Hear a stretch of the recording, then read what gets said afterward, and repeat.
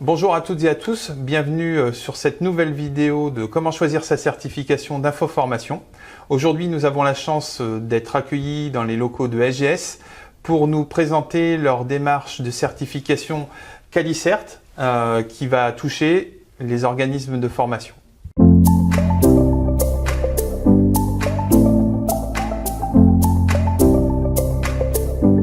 Bonjour Olivier, merci de nous accueillir au sein de SGS. Alors aujourd'hui, si on vient à la rencontre de SGS, c'est pour une chose particulière. On est dans le cadre de nos vidéos comment choisir sa certification. Donc ça tombe bien puisqu'a priori, SGS propose des certifications pour les organismes de formation. Alors tout à fait, SGS est un organisme certificateur depuis plus de 20 ans et notamment dans le domaine de la formation depuis une dizaine d'années, a réfléchi à mettre en place des dispositifs dans le domaine de la formation. Nous avons 4 référentiels dans ce domaine, 3 spécialistes et un généraliste. Ça veut dire qu'ils sont sur la liste, les listes du CNEFOP généraliste et spécialisés. Tout à fait, ils sont clairement référencés par le CNEFOP sur les listes. Et ces certifications, c'est des certifications comme l'ISO ou c'est des normes internationales?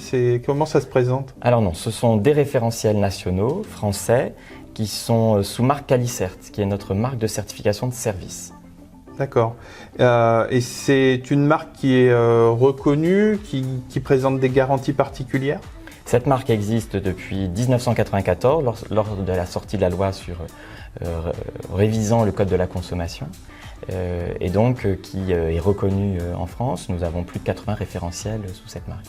Et ces certifications sont reconnues ou sont suivies par le COFRAC également? Tout à fait. Les 4 référentiels dont j'ai parlé sont accrédités par le COFRAC et donc visibles sur le site internet, sur la liste qui nous correspond. Donc 4 référentiels. Alors, un généraliste qui s'appelle comment? Le généraliste s'appelle QOF. D'accord. Et 3 spécifiques ou spécialisés qui s'appellent comment? Alors, nous avons un référentiel Vivea pour le monde agricole, un référentiel IAE pour les formations dans le domaine universitaire et un référentiel qui s'appelle CFS dans le domaine de la sécurité-sûreté. Parfait. Merci beaucoup et puis je te souhaite une très bonne journée. Et puis, merci Lionel. À très bientôt. Bonjour Fabien. Bonjour Lionel. Merci de nous accueillir au sein de SGS. A priori, tu connais bien le sujet qui nous amène aujourd'hui, la certification auprès des organismes de formation. Oui. On a parlé dans une autre vidéo des certifications que SGS propose. Il y en a 4. Oui. On va s'intéresser à celle qui est généraliste, donc qui porte le doux nom de qualité des organismes de formation. D'accord. QOF. Donc, et est-ce que tu pourrais nous dire depuis quand cette certification existe? Oui, mais en fait cette certification a été créée et mise, on va dire, en place à partir de septembre 2016. Septembre 2016, oui. Donc c'est une certification somme toute assez récente? Assez récente, oui. Elle a été validée par le CNEFOP à ce moment-là aussi. Validée par le CNEFOP. Pourquoi avoir créé cette certification? Alors, on a créé cette certification parce que SGS, on est quand même un acteur incontournable dans le domaine de la formation professionnelle, donc avec les différents référentiels que vous avez cités. Et donc, on s'est en fait inspiré des différents audits qu'on a pu effectuer depuis près de 15 ans maintenant pour créer justement ce référentiel qualité des organismes de formation. Et aujourd'hui, tu as un ordre d'idée du nombre d'organismes qui sont certifiés sur ce référentiel? Alors aujourd'hui, on est à peu près à une centaine de certifiés. Alors quand je dis certifiés, on est à 100 contrats qui sont venus, donc il faut compter à peu près 80 certifiés aujourd'hui, donc on a encore une vingtaine à aller voir. Alors, beaucoup d'organismes de formation se posent la question suivante. Pourquoi partir sur une démarche de certification? Alors, quel serait leur intérêt? Quel est l'avantage de partir sur une démarche telle que Calicert? Alors, le fait de rentrer dans une démarche telle que Calicert, c'est une reconnaissance en fait de l'organisme de formation à effectuer des bonnes formations, donc la qualité des formations, donc de le faire reconnaître auprès de ses clients et aussi des financeurs. C'est une certification aussi qui est pratique, donc qui parle énormément en fait au centre de formation et aux formateurs. On indique vraiment toutes les informations nécessaires aux chefs d'entreprise pour pouvoir démarrer sa trame qualité. Et c'est aussi la méthodologie d'audit. Donc ce qui permet justement de gagner du temps, c'est vraiment quelque chose de très pratico-pratique, très pragmatique. Mais alors, dans le vif du sujet, de quoi ça parle Calicert pour les organismes de formation? C'est quoi les grandes caractéristiques? Alors en fait, pour écrire le référentiel Calicert, donc on a repris les critères du CNEFOP et donc on a amené en fait 6 caractéristiques donc à certifier qu'on a développées en 25 sous-items. Donc l'accueil et l'information, l'analyse des besoins et réponses, la qualité des formations et de l'organisme de formation, l'accompagnement du stagiaire avant, pendant et après la formation, l'engagement envers les financeurs et enfin l'amélioration continue des prestations de formation. Le référentiel ne traite pas des sous-traitants. Si, nous avons un pavé spécifique pour la sous-traitance. C'est même un gros pavé. Un gros pavé, oui. C'est une des spécificités, même je pense, du référentiel, d'être aussi détaillé. On sait très bien que le monde de la formation n'existe pas, entre guillemets, sans sous-traitance. Donc c'est un des pavés qu'on a mis en avant, effectivement, sur ce référentiel. D'accord. Est-ce qu'aujourd'hui, alors on a dit, c'est une certification qui date de 2016, elle est relativement récente. Est-ce qu'il y a eu déjà quelques retours d'organismes sur ce que ça leur a apporté? Oui, alors on en a eu pas mal sur le fait que ça structure l'entreprise. Ça permet justement pour certains d'avoir une vision beaucoup plus globale des tâches de chacun. Ça peut permettre également de développer son offre de service et de trouver de nouveaux clients? Ah, bien sûr. C'est-à-dire qu'à partir du moment où on sait comment est structurée l'organisation, ça permet justement de trouver les axes d'amélioration et à partir de là, on découle le business. Est-ce que n'importe quel organisme peut se lancer dans cette démarche? Qu'il soit gros, petit, est-ce qu'il y a des critères particuliers? Alors, il n'y a pas de critères particuliers. C'est-à-dire que la certification Calicert est sous une accréditation COFRAC, donc on donne les mêmes droits d'accès à tous les centres de formation. Donc que ce soit un centre de formation unipersonnel, c'est-à-dire le gérant formateur, jusqu'à des structures en multisite, elle est vraiment accessible à tout le monde. En termes de chiffre d'affaires, il n'y a pas de conditions, un niveau minimum à atteindre sur la formation professionnelle? Absolument pas. En fait, la seule condition qu'on demande, c'est d'appliquer le référentiel Calicert sur une période de 3 mois pour pouvoir être certifié. C'est long pour obtenir cette certification. Il y a beaucoup de travail qui est demandé en amont avant de se présenter. Alors en fait, comme tout est indiqué dans le référentiel, pour une majeure partie, comme c'est un référentiel vraiment pratico-pratique, une majeure partie des organismes de formation, ils ont déjà les documents en place, sauf qu'il faut les organiser. Donc il y a un petit peu de travail, mais ça ne demande pas non plus de mobiliser 15 personnes pour la certification. Donc est-ce que tu pourrais nous résumer brièvement les 5 grandes étapes pour obtenir cette certification? Alors c'est très rapide en fait, donc la première des étapes c'est bien sûr de prendre contact avec SGS. La seconde étape c'est la planification donc de l'audit. La troisième étape c'est l'auditeur qui se déplace sur site. La quatrième étape c'est les conclusions et rapports. Et la cinquième étape c'est l'édition du certificat. Donc une première phase, on peut contacter SGS par téléphone, peut-être par mail aussi? Par mail aussi, en fait il y a un rappel quasiment automatique entre les 24 et 48 heures. Dès réception du mail, on rappelle la personne. D'accord, donc vous pourrez retrouver d'ailleurs les coordonnées sur le site internet si vous désirez prendre contact avec SGS. C'est rapide? C'est rapide. C'est-à-dire qu'à partir du moment où on a ces éléments-là, ça nous permet donc d'établir l'offre. L'offre peut partir dans la matinée, enfin dans la journée, dans tous les cas, l'interlocuteur a reçu l'offre avec le référentiel et les éléments qui vont bien. Alors puisqu'on parle d'offres, on va parler du nerf de la guerre, l'argent. L'argent. Est-ce que c'est cher? Alors aujourd'hui chez SGS, en fait, on a une politique où on est sur un coût journalier à 1 300 €. Alors, le tarif, j'oserais dire, pour un organisme simple, on est sur un jour d'audit à 1 300 € hors taxe. C'est un jour d'audit, c'est tout compris? C'est une journée Alors c'est une journée, les seules choses qui sont en supplément, c'est les frais de déplacement de l'auditeur. Mais comme on a un maillage régional, ça limite les coûts? Ça limite les coûts, voilà. Un organisme de formation qui a signé son devis aura son audit en gros sous combien de temps? Alors aujourd'hui, on a la possibilité, une fois réception du contrat, de pouvoir effectuer l'audit sur le mois qui suit en fait. Sur le mois qui suit. Un mois de délai. Et à partir de là, ça va être quoi les grandes étapes? Il y a la signature du devis. Alors il y a la signature du devis, ensuite il y a donc la planification. Donc il y a notre pôle planification qui vous appelle pour planifier une date d'audit avec vous, donc un audit physique. L'auditeur vient le jour convenu, déroule. Ça veut dire que c'est obligatoirement un audit sur site. C'est obligatoirement un audit sur site. Pas d'audit à distance. Non, non, non. Nous, on est vraiment sur une politique avec un auditeur. Donc, c'est des auditeurs experts qui connaissent très bien le monde de la formation. Donc, qui vont sur site pour dérouler l'intégralité en fait des 24 items sur le référentiel. Et quand je suis au courant de ce qu'il va aborder, il y a un plan d'audit, il y a... Alors, tout est intégré dans le référentiel, c'est-à-dire qu'on vous explique la caractéristique qui sera certifiée, donc celle qui correspond en fait à ce qui est demandé au CNEFOP, ce que l'on souhaite voir concrètement dans la caractéristique, donc les documents que vous allez devoir mettre en place ou alors remettre en ordre, et aussi donc la méthodologie de l'auditeur, soit de l'audit documentaire, ou alors tout simplement une interview avec soit les formateurs ou alors vous en tant que gérant. Et ça dure combien de temps un audit sur site? Alors c'est variable selon la taille de la structure, mais si on est sur une structure dite classique, on est sur un jour d'audit. Un jour, donc en gros du 9h-17h. C'est ça, avec une pause déjeuner. Avec une pause déjeuner, parce que les auditeurs mangent. Un peu. Ah, d'accord. Alors parlons des auditeurs, ils ont quel profil?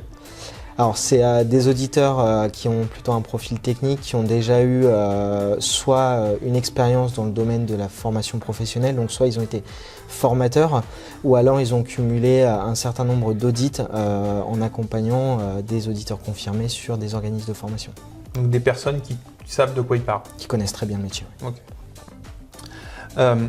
Ensuite, une fois que la journée se passe, l'auditeur s'en va, il dit rien, l'organisme de formation attend désespérément de savoir le résultat. Comment c'est? Alors, il y a différentes étapes. À la fin de la journée, en fait, il y a quand même un point qui est effectué avec l'auditeur, voilà, pour expliquer les points d'amélioration, ce qui est à conserver aussi, parce qu'il y a sûrement des bonnes choses à avoir dans les centres de formation. Il y en a plein. Il y en a plein. Plein de choses qui se font très bien dans les centres de formation.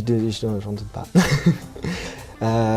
Donc à l'issue de la journée, donc il y a ce point-là avec l'auditeur, et ensuite donc lui va amener son rapport donc sur un site web en fait chez nous qui s'appelle Maelia. Donc où il va noter donc les différentes non-conformités. Donc ce qu'on appelle non-conformité, c'est des axes d'amélioration sur lequel en fait le responsable de l'organisme de formation pourra y répondre pour obtenir son certificat. Donc tout ça se fait dans la foulée. Et j'entends des non-conformités. Il y a plusieurs types de non-conformités? Alors il y a des non-conformités mineures et des non-conformités majeures. Voilà. Et c'est grave d'avoir des non-conformités mineures ou majeures? Non, c'est pas si grave que ça. Faut pas prendre ça pour une pénalité. C'est vraiment, on est vraiment dans une notion d'amélioration continue. Donc il faut vraiment se dire, voilà, une non-conformité, c'est quelque chose, c'est un axe qu'il faut améliorer et là où il faut être vigilant, tout simplement. Et les organismes ont combien de temps pour répondre aux non-conformités? Alors nous, on a un délai de 6 semaines. 6 semaines? Ouais. Donc plus d'un mois et demi? Plus d'un mois et demi. Un peu de temps quand même pour répondre? Voilà, faut créer des documents peut-être pour certains centres de formation. Voilà. Après, plus vite on répond aux non-conformités, plus vite on peut avoir accès au certificat. Et justement, si tout va bien, le certificat... j'ai pas eu de non-conformité, j'avais très bien préparé. Si tout se passe bien, on en a eu. On en a eu certains centres de formation où il y a eu 0 non-conformité. Le certificat part dans les 72 heures environ. Ah oui, c'est extrêmement rapide. Ça peut être très rapide. Alors on envoie 2 versions de référentiel, enfin de certificat, une version PDF pour pouvoir l'intégrer directement sur le Datadoc et une version papier qui suit par courrier pour l'afficher dans le centre. Ah, vous avez pensé à tout? Oui. J'ai eu mon certificat. Je suis lâché dans la nature où vous allez venir me revoir tous les jours, vous allez m'appeler tout le temps pour savoir si je travaille bien. Comment ça se passe? Alors vous n'êtes pas lâché totalement dans la nature. Une fois que vous avez votre certificat, donc bien sûr vous le mettez sur le Datadoc et ensuite on vient vous revoir d'une manière périodique, donc tous les ans sur on va dire une fréquence entre 12 et 14 mois. Donc c'est un audit de suivi? C'est ça, c'est un audit de suivi où on va reprendre les mêmes caractéristiques, hormis si le référentiel a évolué. Donc toujours sur site? Toujours sur site, oui. C'est un audit de suivi chaque année, pendant 10 ans, comment ça se passe? Alors en fait, le cycle de certification est de 3 ans, donc un audit initial, 2 audits de suivi. À l'issue donc de l'audit de suivi 2, il y a un audit de renouvellement qui sera programmé pour repartir sur une période de certification de 3 ans. Petite interrogation, la réglementation évolue très régulièrement. Je pense que le référentiel n'est pas figé, il évolue également. Oui, complètement. En fait, le référentiel est évolutif. L'avantage, c'est que SGS, on est propriétaire de ce référentiel. Donc, dès qu'il y a une évolution réglementaire, l'évolution se fait de manière automatique et sans frais. Oui, puisqu'il y a déjà eu une évolution, là c'est déjà la version 2. Exactement. Et donc s'il y a une évolution réglementaire, on aura une version 3. Exact. Ça veut dire que s'il y a des changements, il faut avancer la date du suivi, enfin de l'audit? Alors, pas nécessairement. Après, tout dépendra dans quelle conjoncture on se trouvera, conjoncture réglementaire. Oui, c'est pas encore à l'ordre du jour. C'est pas encore à l'ordre du jour. Bonjour Olivier. Bonjour Lionel. Donc on se rencontre dans le cadre de notre série Comment choisir sa certification. Et les organismes de formation se posent beaucoup de questions sur les démarches qualité, et notamment Qualicert. Et on a des questions pour toi de la part des organismes de formation. Sans souci. Donc beaucoup d'entre eux se posent la question de est-ce qu'il y a des points de vigilance particuliers, des choses à faire attention lorsqu'on met en place la certification? Alors, on remarque 2 points de vigilance importants. Un plutôt conceptuel et un plutôt opérationnel. Dans l'aspect conceptuel, c'est certains centres de formation confondent programme de formation et le déroulé pédagogique. Donc ne pas confondre le programme et le déroulé. C'est quoi la différence? Le programme, lui, c'est juste les points qu'on aborde lors de la formation. Le déroulé pédagogique indique le matériel, indique si c'est une formation théorique, une formation pratique, et en fait décline le programme, mais de façon plus précise. C'est plus orienté pour le formateur peut-être? Et aussi les stagiaires. Et aussi les stagiaires. Et aussi les stagiaires, mais ça donne aussi la feuille de route en fait, de la formation. D'accord. Et l'autre point qui est l'aspect opérationnel, on retrouve souvent on va appeler des non-conformités ou des écarts en jargon qualiticien sur le respect des délais d'envoi des convocations aux stagiaires. Ah oui, donc un point de vigilance. Il y a des délais spécifiques à respecter. Ça, tout à fait. Surtout pour les formations en interne. Parce que c'est une des spécificités d'ailleurs du référentiel Qualicert, c'est qu'il y a beaucoup de délais qui sont définis, des 5 jours, des 20 jours pour certains points particuliers. Par exemple, les enquêtes de satisfaction doivent être faites 20 jours à la fin, suite à la réalisation de la formation. Ouais. C'est vraiment un des points qui vous différencie de certaines autres certifications. Tout simplement parce que on est sur une certification Qualicert qui est une certification de service. Donc en fait, on va voir effectivement les obligations de qualité qui sont rendues obligatoires par le décret, mais on va aussi mettre un point, une vigilance sur l'aspect qualité de service offert, soit aux entreprises, soit aux stagiaires. Donc effectivement, le respect des délais et surtout ne pas avoir des délais trop longs, que ce soit dans l'envoi des convocations, que ce soit dans l'enquête de satisfaction, fait partie de la qualité de service que doit mettre en place l'organisme de formation. On parle aussi du livret d'accueil. Est-ce que c'est une obligation, ce livret d'accueil, au sein de SGS? Alors, dans notre certification, on ne parle même pas de livret d'accueil. On s'assure que l'organisme de formation a mis tout un dispositif d'accueil du stagiaire. En dispositif, on parle de présentation de l'organisme, peut-être avoir une personne référente qui va être en charge du stagiaire, ses présentations du règlement intérieur, des règles de vie au sein de l'organisme de formation. Tout ça fait partie de l'accueil du stagiaire, mais on ne demande pas ce qu'on pourrait appeler un livret physique d'accueil. Il y a eu aussi des questions sur le règlement intérieur. Certains nous ont demandé, ont cru comprendre dans la lecture du référentiel qu'il était obligatoire qu'il y ait une remise ou une trace de la remise ou de la communication sur le règlement intérieur, alors que c'est un document aussi qui doit être affiché. Alors, effectivement, en fait, nous aussi on est dans le préventif, on essaye de prévoir les cas où ça se passe mal, et l'affichage pourrait ne pas suffire. C'est-à-dire que de faire une lecture du règlement intérieur et peut-être d'apposer une demande, entre guillemets, d'accusé réception, qu'on a bien pris connaissance des règles de vie au sein de la formation, c'est une obligation qu'on a mis dans le référentiel pour protéger l'organisme de formation en cas de problématique qui pourrait aller, on ne sait jamais, jusqu'au procès. D'accord. Pareil, certains nous demandent qu'est-ce que l'auditeur va avoir sur certaines exigences réglementaires comme l'URSSAF, la TVA, qu'est-ce qu'ils vont regarder?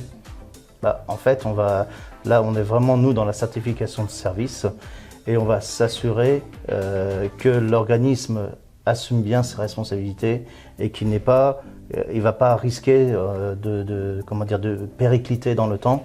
Et on engage notre marque Cali7, on engage notre image SGS. Et là-dessus, on est très vigilant de ne pas donner ce certificat à des personnes ou des entreprises fantômes. On a eu une question sur un organisme qui vient de se créer, qui a encore pas ou peu de formation à son actif. Est-ce qu'il peut quand même candidater à cette certification? Bien sûr. Ça ne l'empêche pas? Non, il faut juste qu'il ait mis tout en place pour pouvoir accueillir les stagiaires. C'est clair qu'au départ, il aura une certification sur laquelle il y aura beaucoup de points qu'on n'aura pas vus, mais dans le cadre des suivis, parce que notre certification est valable 3 ans et tous les ans, il y a un suivi annuel. Et donc, lors des suivis annuels, on va vérifier que ces formations ont bien été mises en place et que tout le processus a bien été respecté. D'accord. Alors ensuite, on avait quelques questions sur les notions d'indicateurs de performance. Ouais. La réglementation pour les organismes de formation parle de ces indicateurs de performance. Comment c'est traité au sein du référentiel de SGS? Alors, les indicateurs de performance doivent être mis en place par l'organisme lui-même et on n'oblige pas. C'est pas imposé, vous imposez pas certains critères particuliers? Pas du tout, c'est l'organisme de formation qui impose ses propres critères. Nous, on n'est pas là pour juger de la pertinence, on a jugé de vérifier qu'ils évaluent leur performance. Ça peut être, alors, suivant la maturité du centre de formation, ça peut être un retour, une étude sur les enquêtes de satisfaction, savoir s'ils ont été satisfaits sur la formation. Quand c'est sanctionné d'un diplôme, ça peut être le taux de réussite. Et sur des centres de formation encore plus matures, et sur des formations qui sont éligibles à ce dispositif, ça peut être aussi le taux d'insertion. Donc voilà, il y a plusieurs critères en termes de performance. À l'organisme de formation de trouver celui qui lui semble le plus pertinent, toujours aussi dont on parlait tout à l'heure, en termes de communication. Donc le choix reste celui de l'organisme de formation et c'est pas imposé par SGS. Non. Aujourd'hui, avec le recul que tu peux avoir sur les audits et sur le retour des certifiés, est-ce qu'ils ont vu une plus-value à se faire certifier Cali7? Naturellement, c'est fait pour ça d'ailleurs. La plus-value, la plus grosse plus-value qui remonte, ça nous a permis de nous structurer. C'est-à-dire qu'ils ont pu réfléchir sur l'organisation, mettre les bonnes personnes aux bons endroits.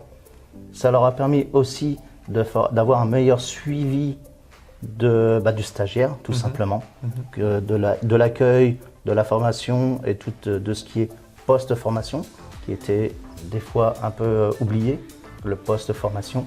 Et ça permet aussi le Cali7 est une certification reconnue, donc ça permet aussi d'avoir un outil de communication vers les entreprises en disant je suis un organisme certifié en certification de service. Donc on va au-delà des prérequis réglementaires, on a mis des choses, des engagements supplémentaires qui est sur l'accueil, sur le respect des délais dont on parlait tout à l'heure. Voilà. Donc on va au-delà de la réglementation. D'accord. Écoute, merci beaucoup pour toutes ces réponses. Merci à toi Lionel. Et puis une très bonne continuation. À bientôt. À bientôt. Voilà, cette nouvelle vidéo de comment choisir sa certification est terminée. J'espère qu'elle vous a plu. N'hésitez pas à nous suivre sur les différents moyens qui existent, c'est-à-dire notre LinkedIn, sur notre chaîne YouTube ou alors sur le site infoformation.fr. Et n'hésitez pas, si vous aimez le contenu, à partager sur les réseaux sociaux les vidéos que nous pouvons vous faire. Et nous allons nous retrouver prochainement pour de nouveaux épisodes. N'hésitez pas à nous soumettre d'ailleurs des sujets sur lesquels vous aimeriez que nous approfondissions les choses. Et puis, j'ai plus qu'une chose à vous souhaiter, c'est de très bonnes formations.